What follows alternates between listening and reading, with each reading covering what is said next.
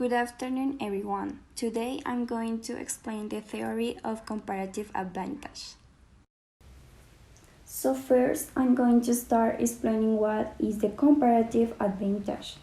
Comparative advantage was understood as an economic thought that took place between the 18th and 19th centuries and the first half of the 20th century, where state intervention was rigid and the relationship between capital and work in the production processes was studied.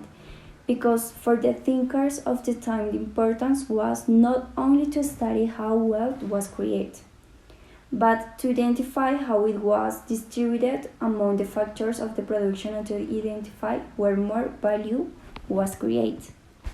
In this theory appears a character who was one of the most important classical economists and defined international trade. His name was David Ricardo, who was born in London in 1772 and died in 1823. David Ricardo made great contributions to economic theory, especially to macroeconomics. He analyzed the relationship between benefits and wages, which was one of the bases of the law of diminishing returns. He also developed the quantitative theory of money, the exchange value of commodities. David Ricardo worked rigorously on the theory of value. He argued that the amount of work necessary for the production of a commodity determined its exchange value. Ricardo, like Adam Smith, understood that in primitive societies, value would be determined by the time required to produce those subsistence goods necessary for the worker and his family. These primitive societies were those that lacked major signs of economic, social, and institutional development.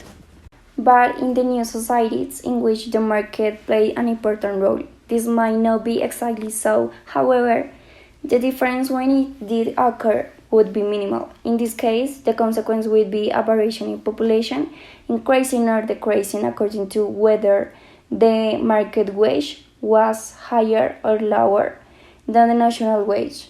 In short, there would always be a tendency to a situation of equilibrium. In 1817, the English economist David Ricardo published the book Principles of Political Economy and Taxation, which contains the theory of comparative advantage, recognized by some experts as the basis of modern theory, since it contains the important elements used today to explain the benefits of free trade in goods. Thus, this theory introduces for the first time the terms of trade and explains that countries must know what they produce more cheaply. But it is equally important to know what goods they are receiving in exchange and the capacities they have to produce these goods. In other words, for Ricardo, the value of the goods delivered is the value of the products received.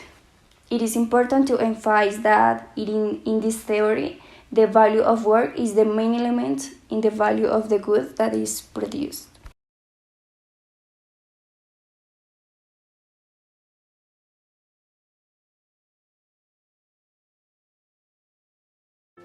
This example shows two countries and two items, A and B.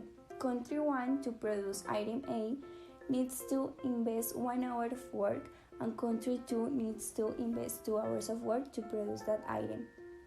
As for item B, country 1 needs to invest 2 hours of work and country 2 needs to invest 8 hours of work. It can be seen that country 1 is better in the production of both item A and item B. If article A is manufactured by country 1, it is necessary to invest 100 working hours to manufacture 100 articles. In the case of article B, it is necessary to invest 2,000 working hours to manufacture 1,000 articles. Country 2, on the other hand, needs to invest 2,000 working hours to manufacture 100 items A, and for item B, you need to invest 8,000 working hours to manufacture 1,000 items.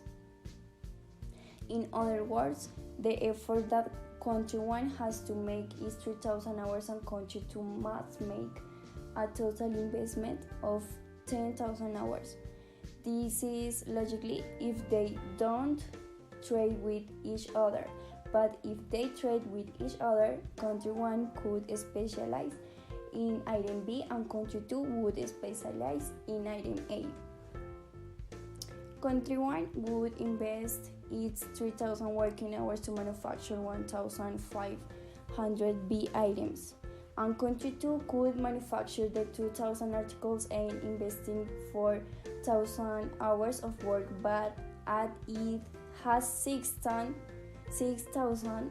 hours of work left over, it would be able to invest them in manufacturing articles B, with which it would produce 750 articles. In this way, the results with trade is to have manufactured 2,000 articles A and 2,250 articles B, while without trade would have produced 2,000 articles A and 2,000 articles B.